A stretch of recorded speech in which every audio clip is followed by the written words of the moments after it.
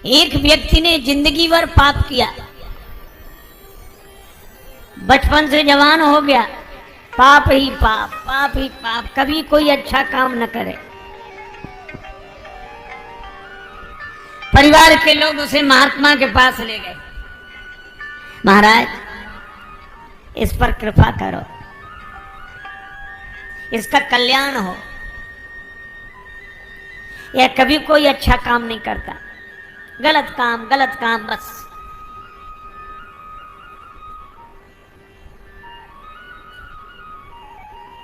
महात्मा ने कहा कोई बात नहीं, हमारे पास छोड़ दो। महात्मा ने उससे कहा कि तुम हमारे साथ रहोगे? बोला साथ रहने में कोई आपत्ति नहीं, पर हमसे भजन के लिए मत कहना। महात्मा बोले क्यों? तो कहने लगा कि भजन की बात सुनते ही हमें सिर दर्द होने लगता है,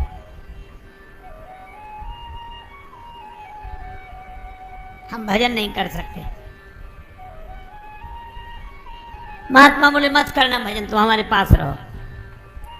बोला दूसरी बात सुनो, हम जो करेंगे उसमें रोकना नहीं। महात्मा बोले नहीं रोकेंगे, तुम्हें जो करना हो वह करना। बोला तब तो आराम से आपके साथ रहेंगे, और रहने लगा वो। महात्मा से मित्रता हो गई, उसे जो मन में आवे सो करे और भजन करे नहीं। एक दिन महात्मा उसे ले गए वन में, वह भी घूमते घूमते साथ गया। महात्मा ने कहा कि देखो तुम्हारा हमसे प्रेम है तो एक काम करो, क्या मेरे कहने से एक बार राम कह दो। बोला इससे क्या फायदा? महात्मा बोले फायदे की मत सोच, तू तो राम राम कहे। हम लोगों की आदत है, कभी किसी से कहो कि भैया भजन किया करो, राम राम किया करो, तो लोग तुरंत क्या कहते, इससे क्या फायदा? अच्छा रामायण पढ़ा करो, क्या फायदा? एक महात्मा बार बार कहते भैया राम राम किया करो, तो सामने वाला कहे क्या फायदा? रामायण पढ़ा करो, क्या फायदा? महात्मा परेशान हो गए, तो उन्होंने उससे कहा कि तुम तम्बाकू खाते हो? बोले हाँ खाता हूं। बोले क्या फायदा? बीड़ी पीते हो? बोले हाँ पीते हो। बोले क्या फायदा?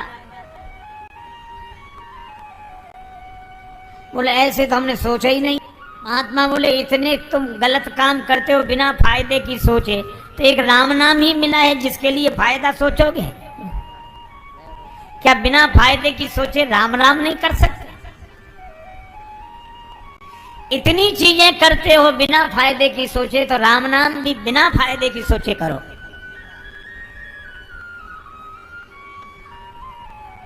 बोला एक बार बोलूंगा। महात्मा बोले बस एक बार। वह बोला राम, महात्मा बोले बन गया काम। बस एक मेरी बात और सुन ले, क्या इस नाम के बदले में कोई कुछ मांगने के लिए कहे तो मांगना मत, कह देना नाम के बदले में जो मिलता हो वो मुझे दे दो, ठीक है? महात्मा ले आए उसे, किसका काम बन गया, इसे जो करना हो करने दो। परिवार वालों ने कहा ठीक है।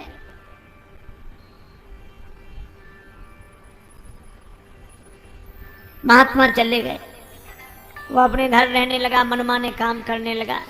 लेकिन एक दिन जब वो मरा तो लोग गए कि ये मर गया मर गया। यमदूत उसे यमलोक ले गए, यमराज के सामने। यमदूतों ने हिसाब सुनाया कि इसने जीवन भर गलत काम किए हैं, एक बार एक महात्मा के कहने से राम कहा है बस।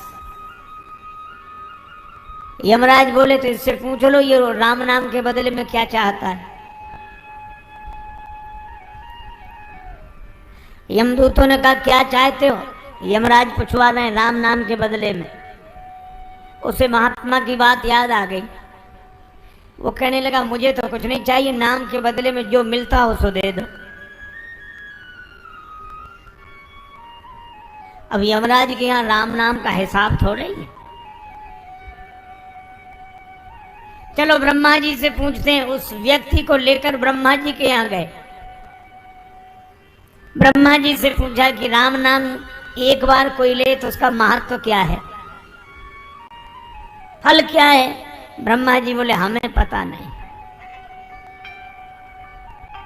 हम तो वेद मंत्रों का उच्चारण करते रहते हैं, आनंद में रहते हैं। तो फिर का राम नाम भगवान शंकर लेते हैं, उनसे ही पूछो। तो उस व्यक्ति को लेकर ब्रह्मा जी यमराज शंकर जी के पास गए। शंकर जी से कहा कि आप दिन रात राम राम करते हैं, तुम पुनि राम राम दिन राती, तुम आप निरंतर राम राम राम राम राम स्मरण करते हैं, तो एक बार नाम लेने का क्या फल है? शंकर जी ने कहा कि नाम स्मरण तो मैं खूब करता हूँ, लेकिन एक बार राम नाम लेने का क्या फल है ये मुझे भी पता नहीं। फिर किससे पूछें? शंकर जी बोले जिनका नाम है उन्हीं के पास चलो। यमराज, ब्रह्मा जी, शंकर जी उस व्यक्ति को लेकर राम जी के पास पहुंचे। राम जी से कहा कि इस व्यक्ति ने जिंदगी भर गलत काम किए, एक बार आपका नाम लिया है, तो आपका एक बार नाम लेने का क्या फल है, इसे वही फल दिया जाए। राम जी बोले नाम तो हमारा ही है, लेकिन फल हमें भी पता नहीं। तब तुलसीदास जी ने लिखा, कहो कहाँ लगी नाम बड़ाई, राम न सकहि नाम गुण गाय। राम न सकहि नाम गुण गाय। पर इसने एक बार नाम लिया है तो ये मेरे पास आ गया, अब इसको मेरे ही पास छोड़ दो, तुम लोग जाओ। एक बार एक विदेशी कुत्ता, विदेश से कुत्ता अपने देश भारत में आया, तो अब कल्पना है आया होगा तो हवाई जहाज से उतरा होगा, नहीं उतरा तो जैसी कि परंपरा है, हर एक अपने समाज के प्राणी को हर कोई चाहता है, तो यहाँ के कुत्ते स्वागत के लिए गए। वो उतरा, कुत्तों में जैसा होता है पूंछ हिलाकर, उधर से आए तो उसने पूंछ हिलाई, यहाँ वालों ने हिलाई। यहाँ के कुत्तों ने कहा कि आपके चरण स्पर्श से धरती धन्य हो गई। कुत्तों के भी चरण स्पर्श से धरती धन्य हो जाती अगर वो विदेशी हो तो। आप पता कहाँ रहने, कहाँ कहाँ घूमने का विचार है, कहाँ कहाँ जाएंगे ताकि व्यवस्था वहाँ वहाँ की जाए वैसी। बोला कहाँ कहाँ, अब तो यहीं रहेंगे, यहीं बसेंगे, यहीं की नागरिक यहीं रहेंगे। तो यहाँ वाले को तो बाहर है, बोली तो बड़ी खुशी हुआ मन से, बोले काहे को, यहाँ तो हम ही काफी है, तुम काहे को। लेकिन उन्होंने कहा कि तुम्हारा स्वास्थ्य तो अच्छा दिखता है, तो जहाँ जिस देश से आए हो क्या वहाँ खाने पीने की सुविधा? अरे यहाँ से बहुत अच्छी सुविधा खाने पीने की, वहाँ जलवायु क्या कहने, वहाँ का जलवायु बहुत अच्छा। कहा जब तुम्हारे वहाँ सब कुछ अच्छा है तो यहीं क्यों रहना चाहते हो? बोला एक कारण है। क्या?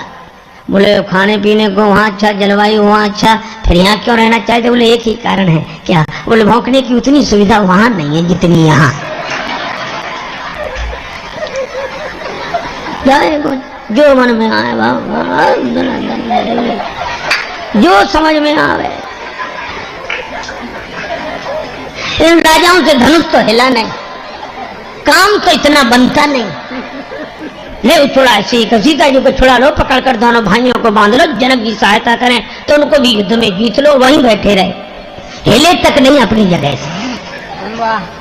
अच्छा छीनने की वृत्ति क्यों आई? छुड़ा लो।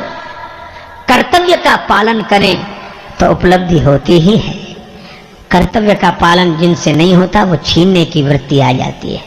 ऐसे छीन लो, इसे छुड़ा लो ऐसे। अब राम जी तो चुप, लक्ष्मण जी को बड़ा क्रोध आया। भूप वचन सुन इत उत तक कहीं। राजाओं की बात सुनकर कभी लक्ष्मण जी इधर देखते, कभी उधर देखते हैं। इधर उधर इसलिए देखते हैं कि किधर से आवाज आ रही, कौन है। पर वो दिखे नहीं, हल्ला मचे बस इधर। लेकिन लखन राम डर बोल न सकहीं। लक्ष्मण जी को राम जी का डर है कि वो बोलते नहीं हैं कि राम जी फिर कहेंगे कि ये राम जी ने लक्ष्मण जी की तरफ देखा तक नहीं कि अगर इशारा कर देंगे तो यहाँ दीप दीप के भूपति इकट्ठे हैं, ये तो कितना बड़ा युद्ध होगा, विश्व युद्ध हो जाएगा, इतने लोग इकट्ठे हैं। तो युद्ध को टालना चाहिए, युद्ध के परिणाम बुरे होते हैं। राम जी इसलिए नहीं देखते, शांति रहे, हम शांति प्रिय हैं। लक्ष्मण जी ने कहा कि सो तो ठीक है, युद्ध तो हम भी नहीं चाहते, शांति प्रिय होना ही चाहिए, लेकिन इसका यह भी अर्थ नहीं कि जिसके जो मन में आए सो कहे, जो करना हो सो करे, हम शांति प्रिय हैं। हमारी इस महानता को कोई मजबूरी समझे तो ठीक नहीं। एक बार एक चेले से गुरु जी ने कहा कि बेटा हम नहाएंगे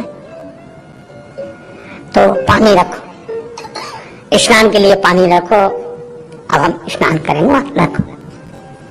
चला वहीं बैठो। अच्छा महाराज, तो अभी के थोड़ी देर में।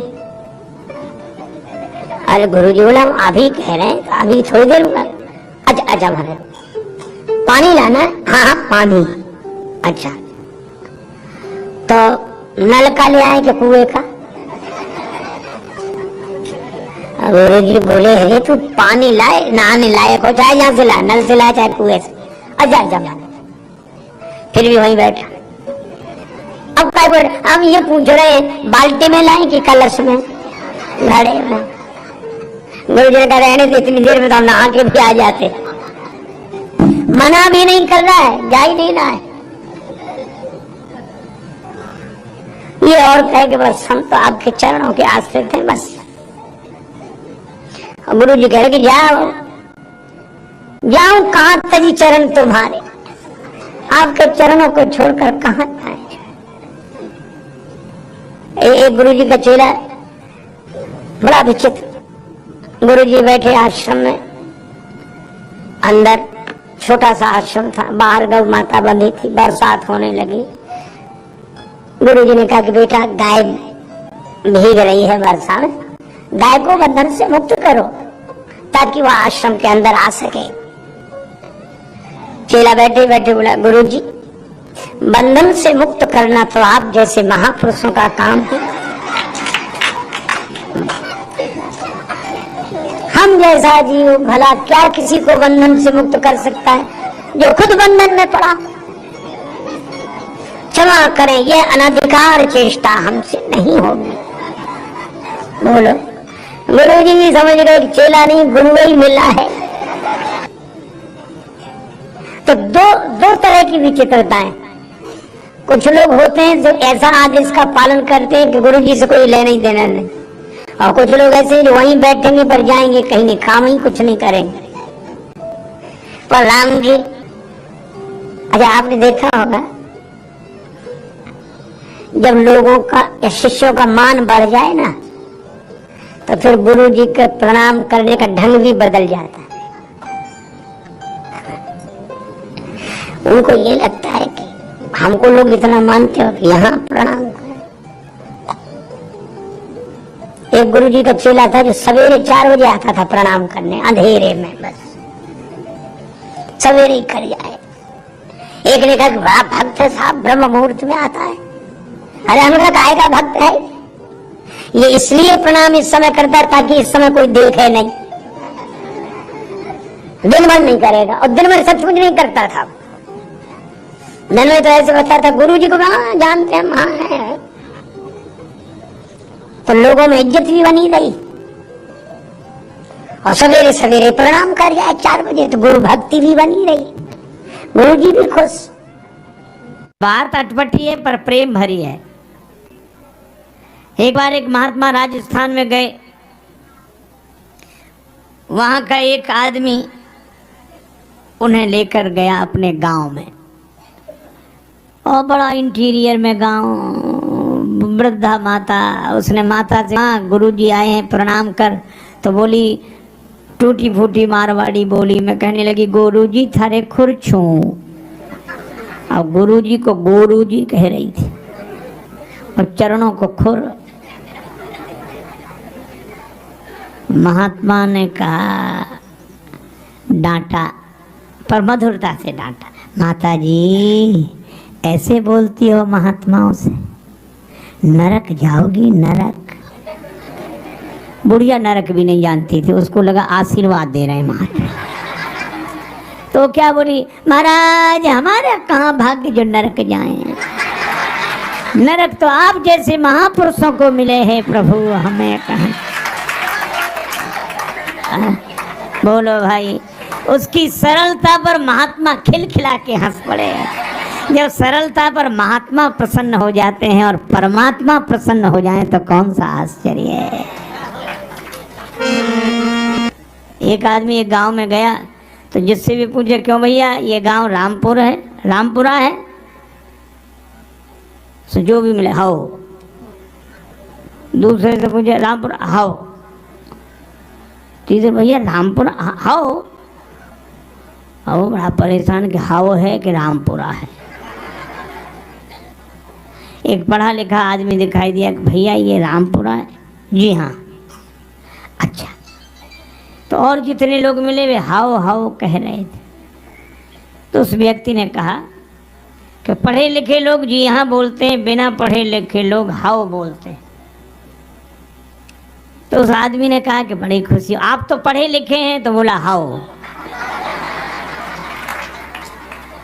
असली बात निकल गई।